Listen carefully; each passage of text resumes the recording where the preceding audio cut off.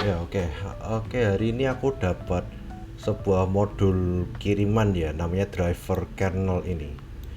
Katanya yang bikin itu adalah limit gaming. Ini sesuai keterangan dari Mr. Guys. Ya, kita langsung bedah saja ya. Karena aku agak nggak yakin ini, kenapa driver kernel tuh bisa dimasukkan ke dalam Magis. Langsung kita bongkar aja ini. Jadi di sini adalah biasa ya, struktur modul biasa, modul meta-inf install, oke. Cek modul propnya, kita dinamakan driver kernel manager versi 6. Optimize memory, CPU, IO scheduler usage to improve system performance and responsiveness, especially on device with limited resources such as smartphone and tablets. Oke, dari description ini salah ya.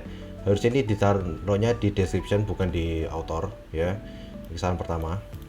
Version code. Oke, 630 version code 60. Ya sudah, masih nggak apa-apa. Jadi pertamaan ada salah di modul propnya ya, salahnya minor. Lalu kemudian dari installation kita cek di sini aja. Oh, lebih baik kita pakai Visual Studio Code saja ya. Kita lihat di sini saya keluarkan ini dari config saya. Gini aja enggak apa-apa. Oke. Jadi ini awalnya masih normal-normal ya. Ini script template ya ini ya. Oke, ini print mode name ya, driver kernel biasa-biasa. Get prop RO ya biasa. Ya, ini developernya adalah Limit Gaming, Telegram, Limit Gaming. Oke, apapun lah, bodo amat. Oke, install modul, installing kernel driver, installing all tweak dan installing. Jangan lupa reboot ya. Ini untuk listnya ini adalah placebo ya, karena ini adalah cuman UI print saja, jadi nggak ada pengaruhnya. Terus unzip zip file system service post service data. Oke, unzip zip file ini masih boleh, oke nggak apa-apa. Cuman pertanyaanku, zip file system demodpad, berarti di sini harusnya juga ada sistemnya dong. Pertanyaanku di sini nggak ada, jadi ini nggak ada gunanya. Service sh itu artinya di command sebetulnya. Sebetulnya kita nggak usah pakai struktur modul beginian ya, harusnya tinggal di set begini aja udah nggak apa-apa. Kamarnya kita hapus saja udah, sudah. Terus Postgres data di sini tidak ada ya, jadi bagian sini itu salah, jadi dihapus. Kemudian service sh ada, jadi nggak apa-apa. Tapi sistem ini kan sebuah harusnya adalah mounting ya. Sistem yang ini itu berarti kalian mounting sebuah file di dalam partisi sistem, dan sini tidak ada mountingnya sama sekali. Berarti ini ya, ini salah. Ini juga on install ini juga salah berarti. Oke, saya requested mousepad ya, ini oke, ini bener ini. Tapi kenapa dua kali nih? Nggak usah ini. Ini untuk install nya ini berarti aku rasa nih cukup ancur ya. Karena belum ini masih terlalu banyak pembahasannya. Seharusnya ini nggak usah nih. Kan kurang clean ya buat saya. Cuman ya sudah, as long it works, oke lah, nggak apa lah. Mungkin masih pemula sekali dia. Terus kemudian kita cek service nya ya. Cek service nya, oke. Karena ini pakai menggunakan root ya, jadi penggunaan SUC, CMD, package dev. Oke, ini kesalahan pertama adalah tidak ada sebuah loop pertama untuk cek if boot or not. Nah, kalau misalnya kalian seperti ini ya, ketika booting ini kebanyakan semuanya tidak akan tereksekusi. Kenapa? Sebelum device itu benar-benar ready, ini tidak akan dieksekut. Jadi solusinya apa? Kan buatlah sebuah menggunakan ini. Saya berikan contoh saja biar gampang. Kita lihat new window, kemudian recent project Rako ya. Nah, ini services ini. Di dalam services setidaknya harus ada ini. SJ boot complete. Jika sudah complete, then is looping ya. Jadi kalau misalnya baru sudah complete, baru aja kita execute ini. Oke? Nah, oke, jadi ini saya anggapannya bekerja, oke. Padahal seharusnya tidak bekerja. Karena CMD dan lain sebagainya itu hanya ada ketika sudah komplit bootingnya. Oke. Low memory killer and Z swap configuration. Oke, jadi ini overcoming ratio dan lain-lain, dan value-nya ini. Jujur aja dari aku ini agak bahaya ya kalau kayak modif-modif sekitaran FM ini ya. Kecuali ada overcommit nggak apa-apa, VFS privacy nggak apa-apa. Ini dua ini nggak apa-apa, cuman sisanya saya rasa jangan. Kenapa? Takutnya nge-crash di beberapa device, terutama Samsung ya. Dan sisanya Z swap parameter ya, enable Z swap. Ini sih Z swap by default udah kebanyakan udah on ya. Ini nggak usah di on kan lagi, ini nggak apa-apa sebetulnya. Padahal aku sih kalau misalkan ini Eagle swap itu nggak bisa menggunakan SJSFS ini, oke? SJSFS writing seperti ini untuk menyalakan swap. Saya rasa bukan ini caranya. Ada yang lain caranya, tapi bukan ini. Oke, Echo deadline scheduler. Oke, kalau dari saya ini salah ya, karena kalau di set as deadline namanya seharusnya adalah MQ deadline ya. Coba kita cek ya menggunakan HP saya. Ini kita akan artificial kemudian SU. Kita cek dulu namanya apa ini. Dan hard coding MLC BLK ini kayaknya bukan cara yang baik dah. Tuh kan, pasti kena ini nih. Jadi kalau misalnya kalian CD SJS block ini, ada baiknya loopingnya itu adalah menggunakan car static. Jadi kan misalnya ya, menggunakan ini aja. Ini kan ada MLCBK block scheduler. Nah, daripada looping salah satu seperti ini, kan buatlah seperti ini. Nah, gitu. Ini bisa langsung semuanya, tergantung apa yang dibutuhkan di sini. Tapi env-nya harus sama ini, ya. Jadi bagi metode ini semua ya saya rasa hancur ya, oke? Terus kemudian CPU set optimization. Ini juga hancur ini. Kenapa? Kalau kalian set hard coding seperti ini, yang ada di sini hanyalah sekedar tidak universal. Mengapa? Beberapa CPU core itu kan tidak 0 sampai 7, beberapa dia lebih daripada itu. 34 sampai 67 foreground CPU ini value-nya tidak bisa diterima di sini. Kenapa? Karena kalau dari sepengalaman saya, biasanya tuh dari 3 sampai 4, terus kemudian 0 sampai 7 dan lain sebagainya. Cuman ya, yang ini saya rasa tidak bisa diterima. Namun sisanya yang lain ya oke.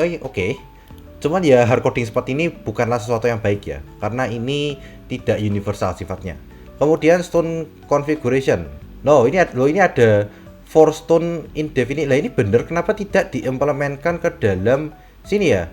Ini harusnya diimplement juga mirip seperti ini ya. Disable boost for all stone test, stone boost. Coba kita cek di sini.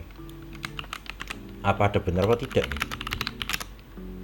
Oh, nggak ada ternyata. Coba kita cekkan lagi. Iya, nggak ada. Coba double cek kita lihat dev stone ya. Stone nggak ada ya. Jadi ini nggak akan work ya. Jadi saya sih menggunakan echo seperti ini sih not really good. Seharusnya kan wrapping sebuah function yang bisa otomatis chmod 644 terus baru write terus chmod 444 itu. Oke, Miss Angelus setting. Proc SJS kernel random break wake up threshold. Jadi ini kan mainnya di bagian kernel ya. Oke, mungkin ini bisa sedikit diterima. Meskipun ya dari saya ini agak gimana ya. It's not a good deal actually. Cuman oke, proc SJS kernel random ini oke lah, kalian setkan seperti ini boleh lah, nggak apa-apa. Change task group. Oke, function untuk ganti task groupnya ya. Service manager top up CPU set. Oke. Ya, oke. Ini SF tool. Ini kenapa banyak sekali dualnya ya? Ini top up CPU set.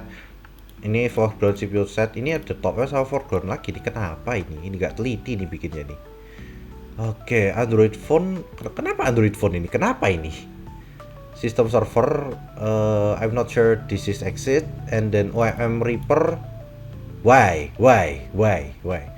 Terus ini, loh kok baru clean up 30 ini di sini? Ini ngawur ini. Kenapa kok sleep 30-nya di sini? Kalau kan mau cara bodoh ya, sleep 30 itu harusnya taruhnya tuh atas sini, Cok. Bukan di bawah sini. Kenapa ini? SJS CTL strip pay. Why? Ini kenapa ini? Kan sistem CTL strip ini kenapa ini? Ini standarnya, ini semua orang tahu ini. Disable snapshot crash dumper. Ini berarti khusus Snapdragon ya. Ini cuman ada pad Snapdragon MediaTek lainnya kayaknya nggak ada ini. Ya emang nggak ada sih. Pokoknya kalau khusus ini doang, ini cuman Snapdragon doang.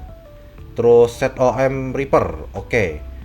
LMK, pad LMK di mana ini? Coba kita cek functionnya. Loh, kamu nggak ada define LMK di mana? Ini berarti salah berarti. Oke, terus LMK Om Reaper. Terus kemudian VM, set define VM-nya di mana? Kan harusnya harusnya tuh ada di atas ini tuh harusnya adalah LMK sama dengan apa gitu, path-nya gitu. Terus juga di bawah sini ini ada DBG, ini apa ini? Ini juga tidak ada functionnya. Berarti ini broken code ya. Broken code ya di sini bagian strip RAM ini juga tidak ada functionnya. Jadi ini juga salah juga. Terus loop over CPU inside governor. Oke, for CPU in system jadi CPU frag. Oke. Scale GOV. Oke. Echo catch CPU info max frag jadi max frag, min frag jadi min frag. Why? Yang ini tidak dibutuhkan. Kukira ini adalah sebuah tweak CPU frekuensi ya, ternyata enggak ya. Oh bentar, CPU info min frag disettingkan ke min frag. Ini nggak perlu ini sebetulnya nih. Kalau kamu mau, kamu harusnya max frag jadi sini. Ini ya hipotesis saja. Aku jarang edit shell soalnya. Ya, jadi bagian sini adalah salah juga. For governor in schedule to interactive, do if a file governor, oke, sekarang variable governor ada governor yaitu ada schedule atau interaktif, maka governor diset ke scaling governor. Oke. Jadi pertamanya itu langsung setkan schedule apa tidak interaktif gitu. For this one, I'm not really encourage to do this karena rata-rata sudah by default the schedule ya, meskipun ada beberapa OM yang setnya sugov ya, cuman ya udahlah schedule aja nggak apa-apa. Jadi ya buat saya ini sebuah misconception besar ya kalau namanya ini adalah driver kernel. Sekarang ada sistem prop juga, aku belum cek yang ini. Oke, sistem prop ini apa? SFHW1 display use color profile. What the heck is this? Oke, PM Slimpot ini bener, ini aku tahu ini ada. Oke, disable no check-in, prevent sending diagnostic data. Ya ini karepmu lah. Aku gak gitu ngurus kalau prop ini. Kalau prop itu bagi aku tuh cuman beberapa aja yang aku modif ya. Terutama aku developer project aku cuman modif propnya beberapa aja ini. Ya ini terserah lah, nggak mau cek yang ini banyak lah. Ya, jadi kesimpulan apa? Ini sebuah misconception besar. Soalnya driver kernel itu harusnya di pre-build di dalam kernelnya. Sekalian sini aku tunjukkan bagaimana cara bikin driver kernel ya.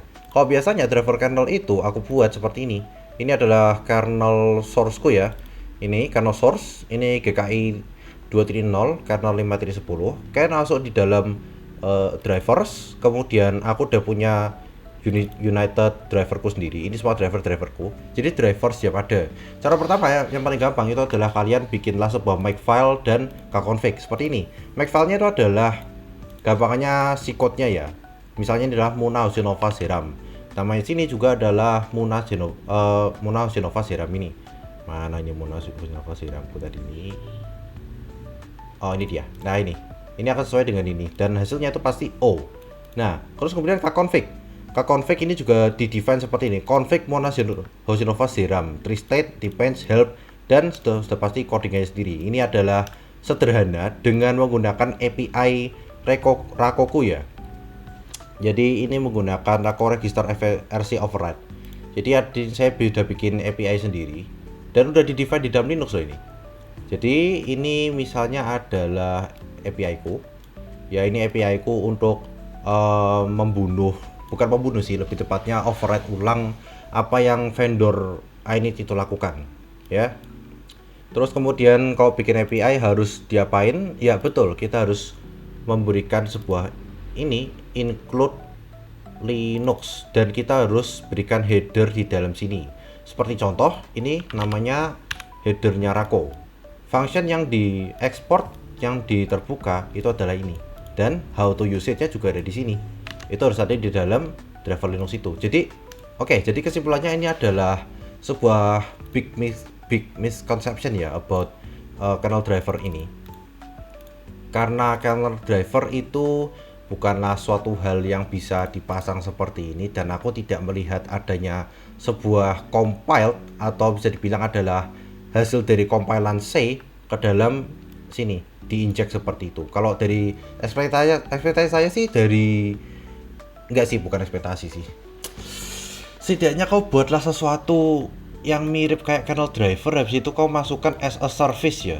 Kalau ini kan berarti kan kamu sama aja modul performa biasa kalau begini caranya. Ini nggak bisa dibilang driver kernel ini.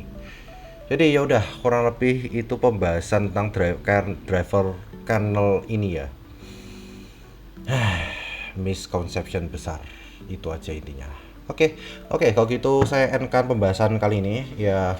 Saya outro dulu. Saya Kanagawa Yamada, Virtual Teacher of Indonesia. Saya pamit undur diri. Terima kasih.